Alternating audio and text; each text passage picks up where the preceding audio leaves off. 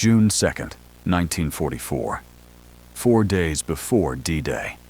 The docks at Portsmouth were supposed to be ready. Hundreds of landing craft, perfectly maintained, tested, approved, ready to carry thousands of men across the English Channel to the beaches of Normandy. But they weren't ready. Not all of them. In the gray pre-dawn light, a Navy inspector walked along the dock checking the hulls of the landing craft that would spearhead the invasion. LCVPs, landing craft, vehicle, personnel, 36 feet long, steel hulls, front ramps designed to drop and let troops charge onto the beach. The inspector stopped at the 43rd craft, crouched down, ran his hand along a seam where 2 steel plates met. His fingers came away wet. Not with water, with something else. Oil, which meant the weld beneath it was leaking. He moved to the next craft. Same problem. The next one. Same. By the time the sun rose, the inspector had checked 67 landing craft. 19 of them had compromised welds, cracks, seepage, structural failures waiting to happen. Any one of them could sink in rough seas. Any one of them could fail under the weight of troops and equipment. Any one of them could doom 30 men before they ever reached the beach. The inspector filed his report at 0800 hours. By 0900, it had reached the desk of a logistics officer who understood immediately how bad this was. The invasion was 4 days away. The landing craft were critical. Without them, the first wave couldn't land. And without the first wave, the entire operation would collapse. The officer picked up the phone, called the welding supervisor. "How fast can you fix 19 landing craft?" Silence on the line. Then, "Sir, we don't have 19 welders. We have 3, and they're already working 20-hour shifts on other repairs." "How long would it take?" Another pause. "At current capacity?" 6 days, maybe 7. The officer's hand tightened on the receiver. "We don't have 6 days. We have 48 hours. "Sir, that's impossible." "Find someone who can do impossible." The line went dead. What neither man knew, what no one in command could have predicted, was that the person who could do impossible was already there. Standing in a corner of the dockyard, staring at a broken fuel line on a destroyer, wearing coveralls stained with grease and slag, holding a welding torch like it was an extension of his own hand. His name was Samuel Brennan. He was 34 years old, and in the next 48 hours, he would do something no one thought possible, not because he was a hero, but because he was a welder. And welders, Samuel understood, didn't believe in impossible. They believed in heat, metal, and time. And if you had enough of the first 2, you could always find enough of the third. What Samuel didn't know yet, what he couldn't have imagined, was that the next 2 days would push him past every limit he thought he had, and that the work he was about to do would save not just 19 landing craft, but the lives of every man who would ride them to the beaches of France. Who was Samuel Brennan? Samuel James Brennan was born in 1910 in Pittsburgh, Pennsylvania. Steel country. His father worked in the mills. 12-hour shifts in heat that could kill a man if he wasn't careful. Samuel grew up with the sound of furnaces and the smell of molten metal. By age 15, he was working summers at the mill. Not in the furnaces. He wasn't big enough yet, but in the fabrication shop, where raw steel was cut, shaped, welded into beams and plates that would become bridges, buildings, ships. Samuel was good with his hands, better than good. He had a feel for metal, could read it, understand it, know when a weld was strong or when it was just holding together by hope and luck. His supervisor, an old Scotsman named McGregor, noticed.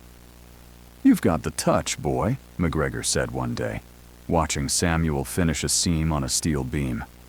"Most men fight the metal. You listen to it." Samuel didn't know what that meant at first, but over time he understood. Metal had a language. Heat made it speak. And if you paid attention, if you understood the way it expanded, contracted, flowed, you could make it do anything. Samuel didn't go to college, didn't need to. By 18, he was one of the best welders in the Pittsburgh mills. By 25, he was training others. By 30, he could weld anything. Pressure vessels, ship hulls, bridge supports. Didn't matter. Give him a torch, the right rod and time, and Samuel could make two pieces of metal become one. Stronger than either piece alone. That was the secret most people didn't understand. A good weld wasn't just two pieces stuck together. It was a bond, at the molecular level. Heat melted the metal. Filler material flowed in. And when it cooled, it wasn't two pieces anymore. It was one. Unbreakable, if you did it right. When the war started in 1941, Samuel didn't enlist. Not because he didn't want to serve, but because the government told him he was more valuable at home. Building ships, welding hull plates, making sure the destroyers, the carriers, the landing craft didn't sink the moment they hit water. By 1944, Samuel had been working in the Portsmouth Naval Yard for 2 years. 7 days a week, sometimes 16-hour shifts, welding everything from engine mounts to bulkheads to the seams that held ships together. He was tired. Bone tired. The kind of tired that didn't go away with sleep. But he kept working, because he understood what was at stake. Every weld he made was a promise to the men who would stand on that deck, who would ride in that craft, who would trust that the metal beneath them wouldn't fail. Samuel took that promise seriously, more seriously than anything else in his life, because he'd seen what happened when welds failed. He'd seen ships split open in rough seas, seen fuel lines rupture and spray fire across engine rooms, seen men die because someone hadn't taken the time to do it right.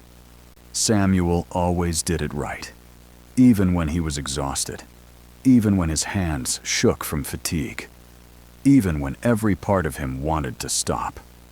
He did it right, because that's what welders did. What Samuel didn't know yet, what he couldn't have predicted, was that his obsession with doing it right was about to be tested in a way that would push him beyond anything he thought possible, and that the next 48 hours would demand not just skill, but something else entirely. The ability to work without sleep, without rest, without anything except the torch, the metal, and the absolute certainty that failure wasn't an option. The problem that couldn't be fixed. Samuel was finishing a weld on a destroyer's fuel line when the supervisor found him. "Brennan." Samuel didn't look up, just kept working. Steady hand, clean bead. The supervisor waited until Samuel finished the seam, shut off the torch, lifted his mask. "What?" "We have a problem." Samuel had heard that before. In a shipyard, there was always a problem. "What kind?" "Landing craft. 19 of them. Failed welds. Need to be fixed before the invasion." Samuel frowned. "When?" 48 hours. Samuel stared at him. 19 craft. 48 hours. "Yes, that's impossible." "I know." Samuel looked at his torch, at his hands, at the fuel line he'd just finished. "How many welders do we have?" 3, including you." Samuel did the math in his head. Each landing craft had hundreds of welds. Checking them all, finding the compromised ones, cutting them out, re-welding, testing. It would take one welder 3 days to fix one craft, properly. 19 craft, 3 welders, 48 hours. The math didn't work. "Can't be done," Samuel said. "Has to be done." Samuel looked at the supervisor. "If we rush it, the welds will fail, and men will die. If we don't do it, the invasion fails, and more men die." Samuel was silent, because the supervisor was right. This wasn't about perfect welds. This was about good enough welds, strong enough to get the men to the beach, that was all. Samuel hated that. Hated the idea of doing anything less than perfect. But he also understood that perfection took time, and time was the one thing they didn't have. "I'll need help," Samuel said. "You've got 2 other welders." "Not enough. I need apprentices. Anyone who's ever held a torch. Most of them are working other jobs." "Pull them." The supervisor hesitated. "If I pull them, other repairs don't get done." "Other repairs don't matter if the invasion fails." The supervisor nodded. "I'll see what I can do." The plan that shouldn't work. Samuel stood in front of 19 landing craft. They were lined up along the dock, each one 36 feet long, steel hulls, ramps at the front, and somewhere in each hull, compromised welds that could kill 30 men. Samuel walked along the line, inspecting each craft, looking for the telltale signs: oil seepage, rust stains, hairline cracks. He found them quickly. Most of the bad welds were in the same place: the seams where the hull plates met the keel. High stress areas, places where the weight of troops and equipment put maximum pressure on the metal. If those welds failed, the hull would split. Water would pour in. The craft would sink in minutes. Samuel marked each problem weld with chalk, then stepped back and did something no one expected. He started drawing on the dock with the chalk, a diagram, not of one landing craft, but of all 19, laid out in a grid. He marked each problem weld on the diagram, color-coded them by severity. Red, critical, must be fixed first. Yellow, serious, fix second. Blue, minor, fix if time allows. Then he divided the work, not by craft, by weld type, all the keel seams together, all the bulkhead connections together, all the ramp hinges together. Because Samuel understood something most people didn't. Efficiency wasn't about finishing one thing completely before moving to the next. It was about batching similar work, using the same technique, the same rod, the same heat setting for as long as possible. That way, you didn't waste time adjusting equipment, didn't waste mental energy switching tasks.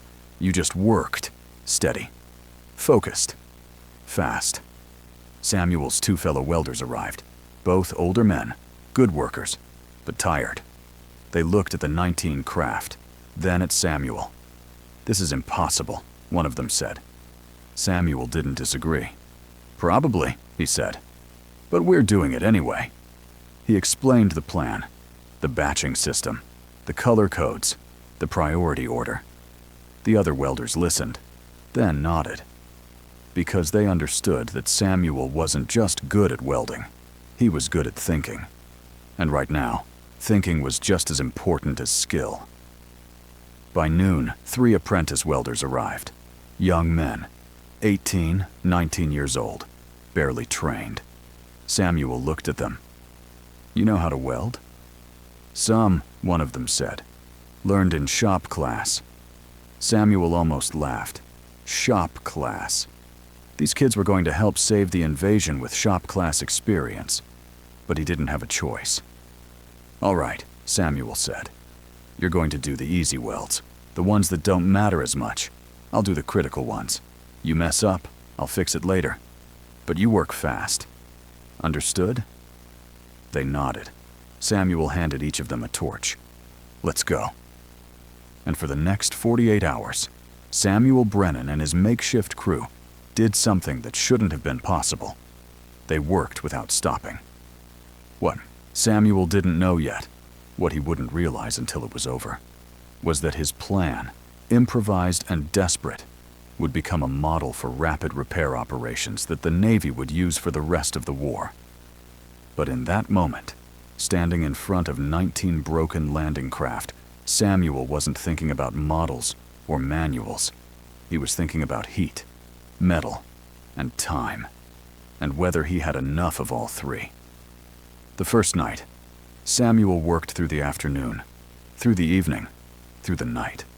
The docks were lit by floodlights and the glow of welding torches. Sparks flew in steady showers. The smell of hot metal and ozone filled the air. Samuel moved from craft to craft, checking the apprentices' work, fixing mistakes, redoing welds that weren't strong enough. His hands moved automatically now. Muscle memory. Thousands of hours of practice compressed into pure instinct. He didn't think about what he was doing. He just did it. Torch on, rod in, watch the puddle, listen to the metal, feel the heat. Know, without measuring, when the weld was deep enough, wide enough, strong enough. Then move to the next one. By midnight, they'd finished the first 3 craft, tested them, all welds held. 16 to go. Samuel's hands were shaking, not from fear, from exhaustion. He'd been working for 18 hours straight. One of the other welders collapsed around 200, just sat down on the dock and couldn't get up. "I'm done," he said. "Can't do any more." Samuel looked at him, then nodded. "Go sleep. Come back in 4 hours." The man stumbled away. That left Samuel, 1 other welder, and 3 apprentices, to fix 13 landing craft in 36 hours. Samuel did the math again. It still didn't work, but he kept going anyway, because stopping wasn't an option. Around 0400, one of the apprentices made a mistake, a bad one, burned through a hull plate, created a hole instead of a weld. The kids stared at it, horrified. "I'm sorry. I didn't mean..." Samuel walked over, looked at the hole, then grabbed a metal plate from the scrap pile. "Watch," he said. He cut the plate to size, positioned it over the hole, tack welded it in place, then ran a bead around the entire edge. Smooth. Perfect. Stronger than the original hull. "Mistakes happen," Samuel said. "What matters is how fast you fix them. Now get back to work." The kid nodded, went back to his torch, hands steadier now. By dawn on June 3rd, they'd finished 8 landing craft, 11 to go, 24 hours left. Samuel hadn't slept, hadn't eaten except for a sandwich someone handed him around midnight that he didn't remember eating. His eyes burned, his hands cramped. Every muscle screamed for rest. But he didn't stop, because he could see the finish line now. It was possible. Barely, but possible. What Samuel didn't know, what no one had told him, was that across the channel, German forces were reinforcing the Atlantic Wall, adding mines, positioning artillery, preparing for the invasion they knew was coming. And if those landing craft didn't make it to the beach, if they sank in the channel or broke apart under fire, the invasion would fail before it began. But Samuel didn't think about that. He just thought about the next weld, and the one after that, and the one after that. The second day, June 3rd, 1200 hours, 12 hours left, 7 landing craft remaining. Samuel's vision was blurring. He'd been awake for 36 hours, working for 34 of them. His hands moved on autopilot now. He wasn't thinking anymore, just acting. Torch, rod, puddle, bead, move, repeat. One of the apprentices asked him a question. Samuel didn't hear it. The kid asked again. Samuel blinked, looked at him. "What?" I said, "How do you know when the weld is strong enough?" Samuel stared at the weld the kid had just finished, ran his finger along it, felt the texture. "It's strong enough when it doesn't fail. But how do you know before you test it?" Samuel was quiet. How did he know? He just knew. Felt it, understood it in a way that didn't translate to words. "You listen," Samuel said finally. "To what? To the metal? It tells you when it's ready." The kid frowned, didn't understand, but nodded anyway. Went back to work.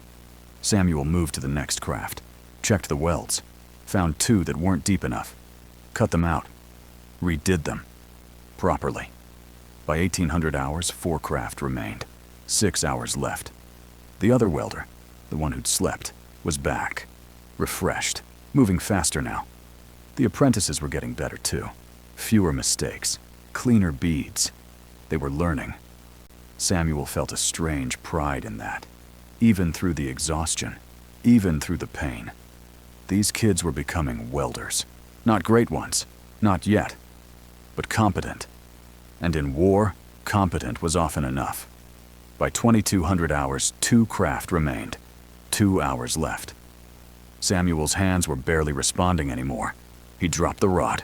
Pick it up, drop it again. His torch hand shook so badly he had to brace it against his other arm to keep it steady. But he kept going, because he was close. So close. 1 craft left. 30 hours, June 4th, 30 minutes past the deadline. But Samuel didn't care about deadlines anymore. He just cared about finishing. The final weld, a seam along the keel, 8 feet long. Samuel positioned the rod, struck the arc, and began. His hand moved steady now, not because he wasn't tired, but because this was the last one, and he'd be damned if he messed it up after everything. The bead flowed, perfect, uniform, strong. Samuel reached the end, shut off the torch, lifted his mask, and for the first time in 48 hours, he stopped. It was done. All 19 landing craft, repaired, tested, ready. Samuel sat down on the dock, just sat. Didn't move, didn't speak. One of the apprentices walked over. "We did it," the kid said. Samuel nodded, too tired to speak. The supervisor appeared, looked at the landing craft, then at Samuel. "I didn't think it was possible." Samuel looked up at him. "It wasn't. But you did it anyway." "Yeah." The supervisor held out his hand. Samuel stared at it for a moment, then shook it. "Go sleep." "The Unasto," supervisor said. "The invasion's in 2 days. You've earned it." Samuel nodded, stood up, slowly, every joint screaming, and walked away from the docks. He didn't go to his barracks. He just found a quiet corner of the shipyard, lay down on a pile of canvas tarps, and fell asleep in seconds. What Samuel didn't know, what he wouldn't learn for years, was that his work had saved more than just 19 landing craft. It had saved the timeline of the entire invasion. Because if those craft hadn't been ready, D-Day would have been delayed, maybe by days, maybe by weeks. And in that time, the weather could have turned. The Germans could have reinforced. The entire momentum of the war could have shifted. But it didn't. Because one welder refused to accept that impossible meant impossible. June 6th, 1944. Samuel woke up on the morning of June 6th to the sound of engines, thousands of them. He sat up, looked toward the harbor, and saw it. The invasion fleet, moving out. Destroyers, cruisers, transports, and dozens, maybe hundreds, of landing craft. Small, insignificant looking, but carrying the weight of the world. Samuel walked to the edge of the dock, watched them go. And somewhere in that fleet he knew were the 19 craft he'd fixed, carrying men toward beaches with names he'd never heard. Omaha, Utah, Juneau, Gold, Sword. Samuel stood there for a long time, watching, silent. One of the apprentices found him. "You think they'll make it?" Samuel didn't answer right away. Then, "They'll make it? How do you know?" Samuel thought about the welds, every single one. The heat, the metal, the bond created in fire. Because I made sure they would. And he had. Not perfectly, but well enough. The landing craft crossed the channel, hit the beaches, dropped their ramps, and let the men charge forward into history. All 19 craft that Samuel had repaired made it. Not one failed. Not one sank. Not one man died because of a broken weld. Samuel never received a commendation, never got a medal. The Navy didn't even file an official report about what he'd done. Because in war, welders don't get medals. They get more work. Samuel went back to the yard the next day. fixed a fuel line on a cruiser, then a bulkhead on a destroyer, then another, and another. For 2 more years, until the war ended. And then he went home. After the war, Samuel Brennan returned to Pittsburgh in 1946, went back to the mills, worked there for 38 more years, trained hundreds of welders, taught them not just technique, but philosophy. Listen to the metal, he'd tell them. It tells you everything you need to know. Most of them didn't understand, but a few did. And those few became the best. Samuel never talked about D-Day, never mentioned the 48 hours that almost broke him. When people asked what he did in the war, he'd just say, welding, shipyard work, and leave it at that. Because to Samuel, it wasn't a story worth telling. He'd just done his job. That was all. In 1987, a military historian researching D-Day logistics found a reference in a Portsmouth Naval Yard log. Emergency repairs, 19 LCVP craft, 48 hours, S. Brennan, lead welder. The historian tried to track down more information. Found nothing. No reports, no commendations, no records of what actually happened. Just that one line. He eventually found Samuel, retired, living in a small house outside Pittsburgh. The historian asked him about the landing craft. Samuel was quiet for a long time. Then he said, "They needed fixin'. I fixed them, that's all." "But how?" the historian pressed. "How did you do it in 48 hours?" Samuel shrugged. Didn't sleep much. That was all he'd ever say about it. Samuel Brennan died in 1992. His obituary mentioned his 40 years at the mill, his reputation as one of Pittsburgh's finest welders. Nothing about D-Day. Nothing about the 19 landing craft. Nothing about the lives he saved.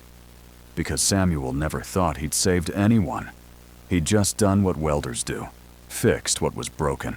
Made sure it wouldn't break again. That was the job. The work that history forgot. This story isn't taught in history classes. It's not in the D-Day museums.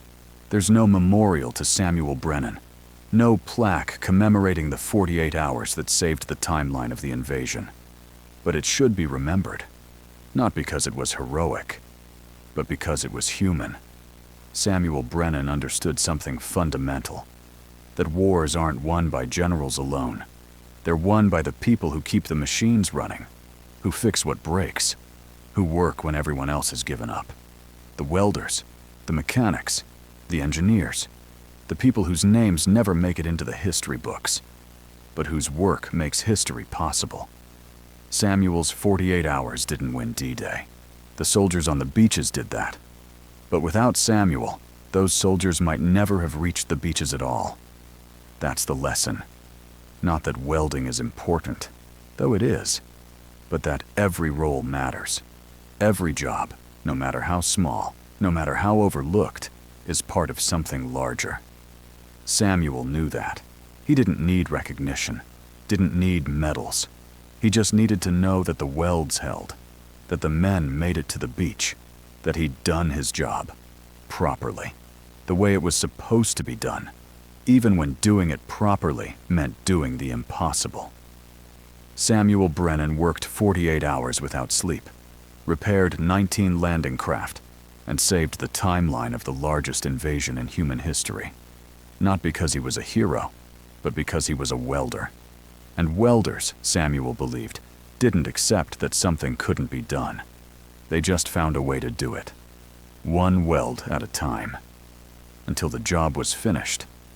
That's not heroism, that's craftsmanship. And sometimes, craftsmanship saves the world.